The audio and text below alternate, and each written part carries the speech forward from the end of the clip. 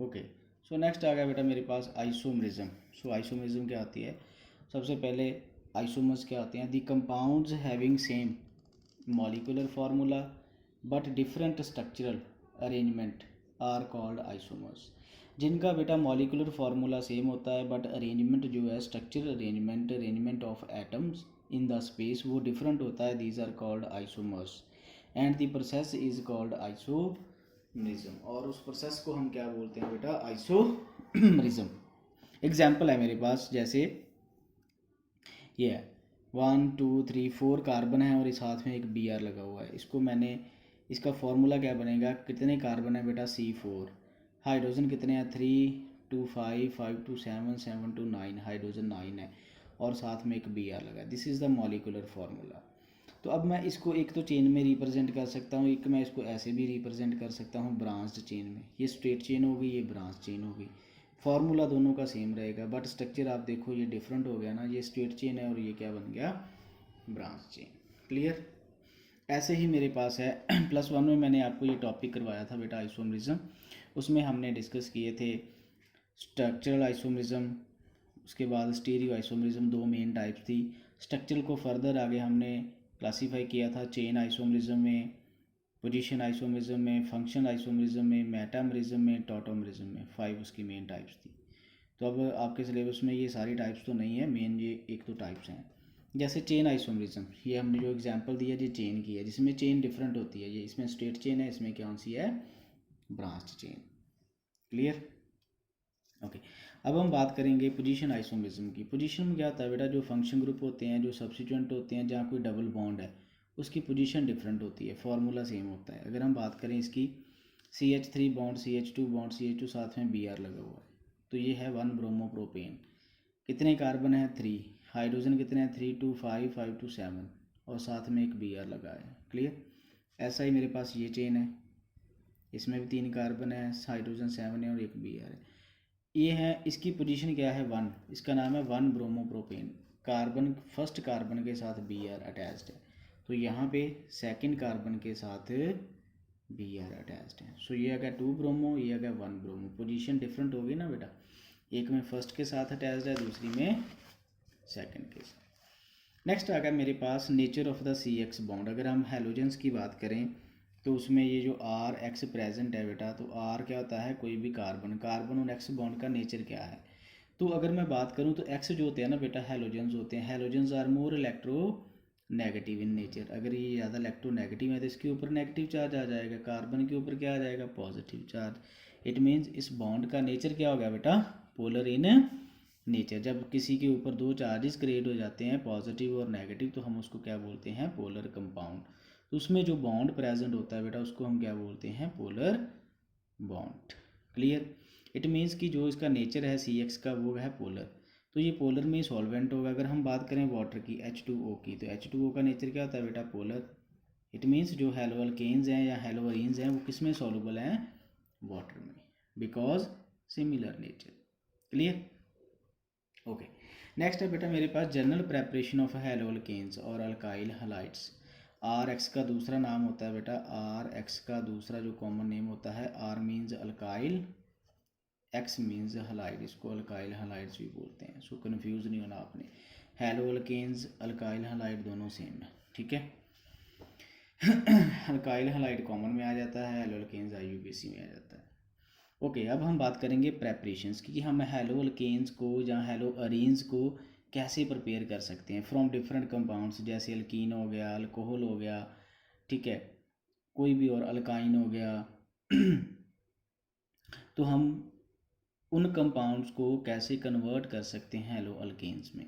तो उसके लिए फर्स्ट प्रेपरेशन है फ्रॉम अल्कोहल। पहले हम अल्कोहल को कन्वर्ट करेंगे हेलो अल्केन में। तो अल्कोहल को अल्केन में कन्वर्ट करने के लिए मैंने उसको किसके साथ रिएक्ट कराया बेटा? हैलोजन एसिड्स के साथ। Halogen acid mean HX, X means कोई भी हैलोजन, F भी हो सकता है। अगर HF हो गया तो हाइड्रोजन फ्लोराइड, HCl हो गया तो हाइड्रोजन क्लोराइड, अगर Br हो गया तो हाइड्रोजन ब्रोमाइड। R जो होता है बेटा जनरल काइल ग्रुप, OH किसका फंक्शन ग्रुप होता है? अल्कोहल का। सो अल्कोहल के साथ जब मैंने इसको रिएक्ट कराया तो यहाँ से वाटर बाहर चला जाएगा और R जो X के साथ बॉन्ड बना के हेलो अल्केन में कन्वर्ट हो जाएगा। Clear? Okay. In the presence of a catalyst anhydrous zinc chloride, कोई ना कोई कैटालिस्ट हम वो यूज़ करेंगे। ओके जैसे हमने लिया था आर, एग्जांपल लिया था पहले हमने जनरल आर। अब मैं आर की जगह पे एक कार्बन यूज़ कर रहा हूँ CH3OH, ये बन गया मिथाइल कोहल जहाँ मिथेनॉल। उसको मैंने HCl के साथ रिएक्ट कराया तो क्या होगा, यहाँ से वाटर बाहर चला जाएगा और CH3 का बॉन्ड किसके साथ बन जाएगा, Cl के साथ, साथ में वाटर जो है वो बाहर चला गया। तो क्या बन गया, मिथाइल क्लोराइड और 1 क्लोरो मीथेन। कहाँ से बना, फ्रॉम अल्कोहल, अल्कोहल से।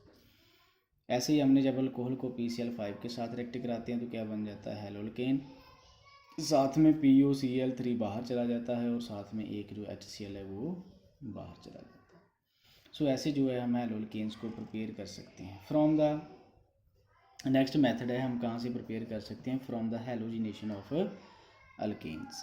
सो इथेन को जब हम हेलोजन के साथ रिएक्ट कराते हैं in the presence of sunlight, ये सनलाइट का सिंबल होता है, तो क्या है, एक हेलोजन इसके साथ अटैच हो जाता है और एक हाइड्रोजन वहाँ से बाहर चला जाता है। तो क्या बन गया, CH3CH2Cl प्लस HCl, ये बन गया 1 क्लोरो मीथेन। फिर इसको हम बोलते हैं फ्री रेडिकल सब्स्टिट्यूशन, इसमें होती है फ्री रेडिकल सब्स्टिट्यूशन। नेक्स्ट है बेटा Finkel-stand reaction, very very important naming reaction है। जितनी भी नेमिंग रिएक्शंस होगी वेरी वेरी इंपॉर्टेंट, आपने NCERT को गो थ्रू करना है बेटा। NCERT क्वेश्चंस जितने भी इन टेक्स्ट बुक क्वेश्चंस हैं, एक्सरसाइज क्वेश्चन, उनको हम सबसे पहले अटैम्प्ट करेंगे। सो मोस्टली जो पेपर है बेटा NCERT क्वेश्चन से ही सेट होता है। तो जो जितनी भी नेमिंग रिएक्शंस हैं ऑर्गेनिक में, ये आपको याद रखनी पड़ेगी, ये इंपॉर्टेंट होती है। जैसे फिंकल-स्टेन रिएक्शन है, इसको दूसरा नाम क्या है, हैलोजन एक्सचेंज रिएक्शन। इसमें हैलोजन एक्सचेंज होता है, जैसे आप देखो CH3CH2 अल्केन के साथ ये Cl लगा हुआ है, Cl हैलोजन है, प्लस हमने इसको रिएक्ट कराया सोडियम आयोडाइड के साथ, इसमें आयोडीन हैलोजन है, ये क्या करेगा, एक्सचेंज, क्लोरीन सोडियम के साथ चला जाएगा, आयोडीन अल्केन के साथ चला जाएगा। तो ये क्या बन गया, इन the presence of solvent catalyst या सॉल्वेंट एसीटोन, तो ये बन गया बेटा आइडो ईथेन प्लस NaCl बाहर चला गया। सो this is called halogen exchange method. Next है स्वार्ट्स रिएक्शन। अब हैलोजन एक्सचेंज में हम जहाँ पे फ्लोराइड की नहीं होती फॉर्मेशन, बट जो स्वार्ट्स रिएक्शन है जी किसकी फॉर्मेशन करती है बेटा, फ्लोराइड की। ये देखो फ्लोरोईथेन, फ्लोरोईथेन।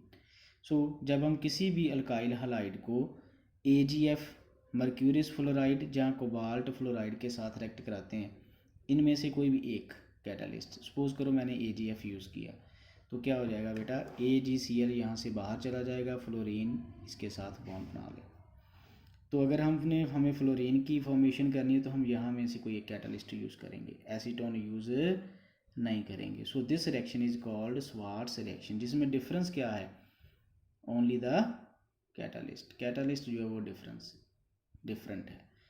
यहाँ पे हम सोडियम आयोडाइड यूज़ कर रहे थे, यहाँ से हमने AgF यूज़ किया। क्लियर। नेक्स्ट आ गया बेटा हार्न्स डाई-एक्कर रिएक्शन, देवी एक नेमिंग रिएक्शन है। ये तीनों रिएक्शंस बहुत इंपॉर्टेंट है। हार्न्स डाई-एक्कर रिएक्शन, इसमें क्या होता है, हमारे पास कार्बोक्सिलिक एसिड्स का ग्रुप होता है COH, तो जब हम H को रिप्लेस करके सिल्वर लगा देते हैं तो वो बन जाता है silver salt of carboxylic acid, plus उसको हमने ब्रोमाइन वाटर के साथ रिएक्ट किया in the presence of solvent CCl4 carbon tetrachloride, तो क्या हो जाएगा बेटा, यहाँ से CO2 और AgBr एक बाहर चला जाएगा, CO2 गैस की फॉर्म में बाहर चला जाएगी, एक BrCH3 के साथ बॉन्ड फॉर्म कर लेगा लाइक दिस। तो ये बन गया बेटा हेलो अल्केन। तो ये हमने अल्केन्स को प्रिपेयर किया from different compounds. Clear. So this is called preparation of halo alkanes. और भी बहुत सारे मेथड्स हैं। तो नेक्स्ट है बेटा preparation from the alkenes and alkynes. जो अल्कीन और अल्काइन जिसमें सिंगल नहीं डबल और ट्रिपल बॉन्ड प्रेजेंट होता है उसको हम बोलते हैं अनसैचुरेटेड कंपाउंड। सैचुरेटेड में सिंगल बॉन्ड होता है, अनसैचुरेटेड में डबल और ट्रिपल बॉन्ड होता है। तो अब हम प्रिपेयर करेंगे हेलोल्केन्स फ्रॉम अनसैचुरेटेड कंपाउंड। सबसे पहले हम बात कर रहे हैं इथीन की, डबल बॉन्ड की। तो इसमें डबल बॉन्ड प्रेजेंट है बेटा इथीन में, इसको हमने HX के साथ रिएक्ट कराया, HX हैलोजन एसिड। तो क्या होगा, ये अपने पाई इलेक्ट्रॉन डोनेट करके हाइड्रोजन के साथ ये कार्बन बॉन्ड बना लेगा, और ये बॉन्ड जो है, जो इसमें जो इलेक्ट्रॉन्स हैं वो हैलोजन्स की इलेक्ट्रॉन एक्टिविटी ज़्यादा है, अपनी तरफ खींच लेगा और उसके ऊपर नेगेटिव चार्ज और लोन पेयर आ जाएगा। अब देखो इस कार्बन के 3 बॉन्ड हैं, इसके ऊपर कौन सा फिर चार्ज आएगा? पॉजिटिव, बिकॉज इसके इलेक्ट्रॉन्स कम है। तो अगर इसके ऊपर पॉजिटिव चार्ज आ गया तो ये क्या हो गया? अनस्टेबल, ये कार्बोकेटाइन जनरेट हो गया।